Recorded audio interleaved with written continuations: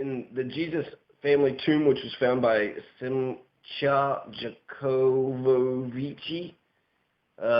This man found the Jesus family tomb. So you would think, actually, if you're a Christian and you actually found some evidence that supports your insanity, you'd be excited about it, right? You'd be like, oh my God, there's actually proof of us believing this insanity. There's actually some evidence backing it up. But unfortunately, since it doesn't fit the narrative perfectly, a lot of people remain skeptic.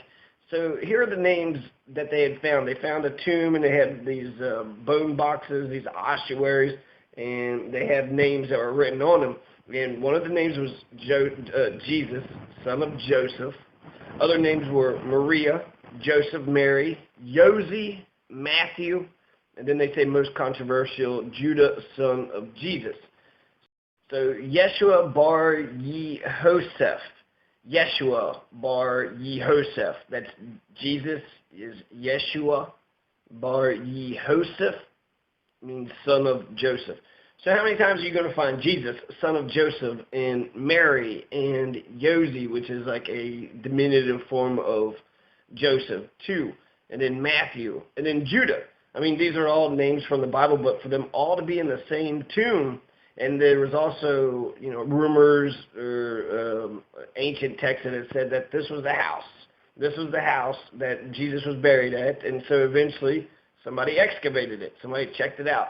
And it turns out that the names on the boxes, I mean, this is fantastic. If you believe, right, if you believe in the good word, now you actually got some evidence that backs it up.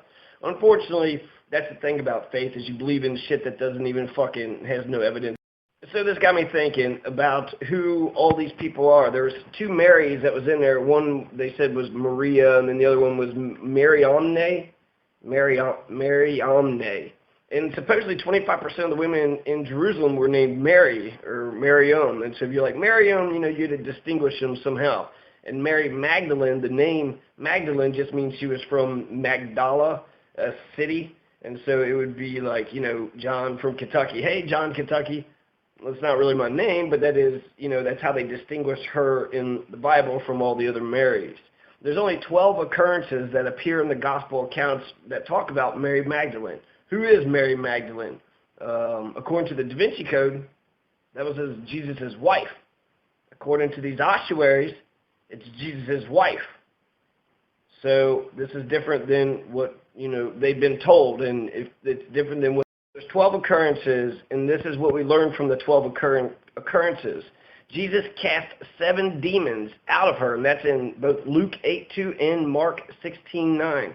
I'm going to read it real fast. It's chapter 8, Luke 8. So Galilean woman followed Jesus. Afterwards, he journeyed from one town and village to another, preaching and proclaiming the good news of the kingdom of God. Accompanying him were the 12 disciples and some women who had been cured of evil spirits and infirmities. Mary, called Magdalene, from whom 7 demons had gone out, Joanna, the wife of Herod's steward Chuza, and Susanna, and many others who provided for them out of their resources. So they were groupies who were self-financed. These were self-financed groupies following Jesus from town to town. And that's the only thing that that they even mentioned about these women, or Mary Magdalene. Out of these 3 sentences in the New American Bible, so it's not the New Standard Revised or the King James, it's the American Bible, which I don't know what that means. I guess it was the one that was translated, it was Aramaic, then Greek, then King James, then American, or I don't know. But there's only 3 sentences, and essentially we only learn a couple things, that Mary Magdalene is following Jesus from town to town. She can pay for herself out of her own resources, and that she had 7 evil demons. She was possessed by 7 evil demons, and they've been cured. So there are 7. Actually, this doesn't, the 7 demons had gone out. So she had been exorcised. Somehow she had 7 demons, and now she had none. So maybe that's why she was following them around, because Jesus got rid of the demons, and now she was demon-free. That was Luke, but that's also in Mark 16:9. Other things we learned about Mary Magdalene, we learned that she's one of the many who had provided for Jesus out of her own means. That was from the same passage. It didn't really say provided for him, but that she had provided for herself. So maybe she was also given to Jesus too. She witnessed the crucifixion of Christ. So she was there for Matthew, Mark, and John. Luke doesn't say that she witnessed the crucifixion, but all three, Matthew, Mark, and John, said yes, she was present at his burial, Matthew and Mark. She arrived at Jesus' tomb on the Sunday following his crucifixion to find his body missing. That's all of them, Matthew, Mark, Luke, and John. So at the very least, all the Gospels are in agreement that she found his body missing. She goes to the tomb, his body's missing. She saw the risen Lord, spoke with him, and later reported the encounter to the apostles. That's Matthew, Mark, and John. So that's the totality of what we know about Mary Magdalene. So let's learn about Mary Magdalene out of Mark 15, chapter 15, verse 40. There are also women looking on from a distance. Among them were Mary Magdalene, Mary, and mother of younger James and of Joses. Joses, I don't know. I've seen Joses. Okay, so there's people were looking at the crucifixion of Jesus from a distance were Mary Magdalene, Mary the mother of the younger James and of Joses, and Salome, or Salam. These women had followed him when he was in Galilee and ministered to him. There were also many other women who had come up with him to Jerusalem. So they were there, they were on the hillside and they watched. So it says, Mary Magdalene and Mary, the mother of Joses, watched where he was laid. So they put Jesus into it. So Mary Magdalene and Mary, the mother of Joses, watched where Jesus was buried. Now the resurrection of Jesus, chapter 16, when the Sabbath was over, Mary Magdalene, Mary, the mother of James, and Salome bought spices so that they might go and anoint him. Very early when the sun had risen on the first day of the week, they came to the tomb. They were saying to one another, who will roll back the stone for us from the entrance of the tomb? When they looked up, they saw that the stone had been rolled back. It was very large. On entering the tomb, they saw a young man sitting on the right side, clothed in a white robe, and they were utterly amazed. He said to them, do not be amazed. You seek Jesus of Nazareth, the crucified. He has been raised. He is not here. Behold the place where they laid him. But go and tell his disciples and Peter, he is going before you to Galilee. There you will see him as he told you. Then they went out and fled from the tomb, seized with trembling and bewilderment. They said nothing to anyone. So they saw that the stone had been rolled back. So it already had been gone, and they found a man in there who says, he's not here, but don't worry because, I don't know. He's going before you to Galilee. There you will see him. Okay, so this guy is saying, oh, he's resurrected. All right, the longer ending. This is chapter 16, verse 9, Mark. The appearance to Mary Magdalene. When he had risen early on the first day of the week, he appeared first to Mary Magdalene, out of whom he had driven 7 demons. So that's, again, we hear that 7 demons were driven from Mary Magdalene. She went and told his companions who were mourning and weeping. When they heard that he was alive and had been seen by her, they did not believe. The appearance to 2 disciples. After this, he appeared in another form to 2 of them walking along on their way to the country. They returned and told the others, but they did not believe them either. According to some of the churches, they're all scattered. There's the Greek, there's the Orthodox, the Eastern, the Western. But there's some churches that actually still carry the tradition of Mary Magdalene as not being a small individual player on the scene, but a major one.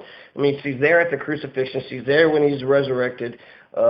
She was a follower of his. And later on, they had associated a lot of these that she was a prostitute, and that the woman who washed his feet with her hair was Mary Magdalene, and then the woman, the whore, the adulteress, had slept around. They were going to stone, and they said, "Ye who have not had sin, cast the first stone." So that eventually, those were just actually random women, but they associated Mary Magdalene with those 2 stories. But there's nothing in the text by itself that says that they're actually connected, the 2. It's almost like someone was to discredit Mary. So Luke's story is essentially the same. The women that they said were Mary Magdalene, Joanna, Mary the mother of James, and the others who accompanied them also told this to the apostles, but they didn't believe them because it seemed like nonsense. So this is Luke 24. But again, Mary Magdalene is specifically named in the text. So Mary Magdalene is the apostles of apostles. She's one of the biggest characters in the Bible, and just to make her just seem like she's just this insignificant woman, it makes me think of the Da Vinci Code. The Da Vinci Code had actually, it was a fictional story, but it had postulated that what if Jesus had a wife and he had children? If Jesus had a wife and he had children and his bloodlines were still in existence today, that would be the most powerful family in the world. And so what the authorities at the time, the Roman authorities, either buried the bloodlines, killed them all, wiped them out. So Mary Magdalene was present from the beginning of a movement that was going to transform the West. She was the apostle to the apostles, an honorific that the 3rd century theologian Hippolytus of Rome gave her in his commentary on the Song of Songs. Ideas that go beyond the gospel presentation of Mary Magdalene as a prominent representative of the women who followed Jesus had been put forward over the centuries. Some have considered her as fulfilling a role similar to that of Simon Peter among the male disciples. So this makes you think of Chris Hitchens. Chris Hitchens had said, I don't really believe it. I think this whole Jesus thing is a myth. It's total nonsense. But if it was a myth, then why would they put the truth of his resurrection in the hands of Mary Magdalene? Women were not respected.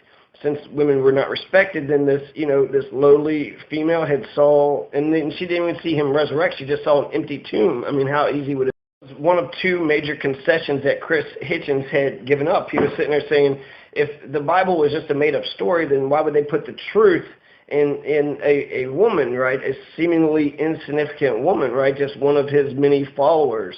Well, if it's the wife, well, she's not insignificant. The other concession he had made was that he'd been born in Bethlehem, but the Savior is supposed to be from Nazareth, so why did they add the Bethlehem story and then try to, say that it fulfilled the prophecy? Why go through all those pains and struggles when you could just say, hey, this happened, this guy was born here? So Hitchens says, okay, even if I granted all that, I think it's a myth. But even if I granted that there was some charismatic guy, he went around, they wrote all these stories about him, it doesn't matter. It doesn't matter. It doesn't matter because it's the ideas of scientists, Socrates was the example he used, but Isaac Newton or Einstein, it's the idea. Even if you were to wipe out all the work of Isaac Newton and Albert Einstein, their work would still be there for the rest of humanity to follow. So you can not believe in gravity if you want to. You can not believe in the laws of motion or calculus or math or whatever it is. You could disbelieve whatever you want to disbelieve, but that doesn't make it not true. And even if you were to wipe all that out, then those same principles would still be rediscovered. So he basically says that even if he was real, it doesn't matter because who gives a shit. But I think what's important about Mary Magdalene's story is the Da Vinci Code. In the Da Vinci Code, it suggests that if Jesus had bloodlines, he'd be the most powerful family today, which is true. Christianity is very popular, so if there were the descendants of Jesus Christ, they would be the most powerful family today. So either they hid themselves, and they've been hidden for a long time, never re-earthed, or the Romans killed them. Because if, Magdala, this is Palestine, she was born in Palestine, so she would be a Palestinian. So Mary Magdalene is a Palestinian, and what is Israel doing today to the Palestinians? So if Mary Magdalene was alive today, they might have already been bombed by Israel. Her casket, her bones, and then her son, Jesus and her son's bones were found in the Jesus family tomb. So it suggests that they were married, and there's other tests. There's the text. There's the lost gospel. The lost gospel also had said that Jesus had 2 kids, and so that's really important. If the Romans had destroyed them, why would they bury them all together? Maybe they've been buried all together by people that wanted to keep them together. I don't know. There's a lot of questions, but this is the only evidence that makes sense. And if you want to throw this evidence out, then fuck everything else that you have to say. Mary Magdalene is considered to be a saint by the Catholic, Orthodox, Anglican, and Lutheran churches with a feast day of July 22nd. Other Protestant churches honor her as a heroine of the faith. The Eastern Orthodox churches also commemorate her on the Sunday of the Myrrh Bearers, the Orthodox equivalent of one of the Western Three Marys traditions.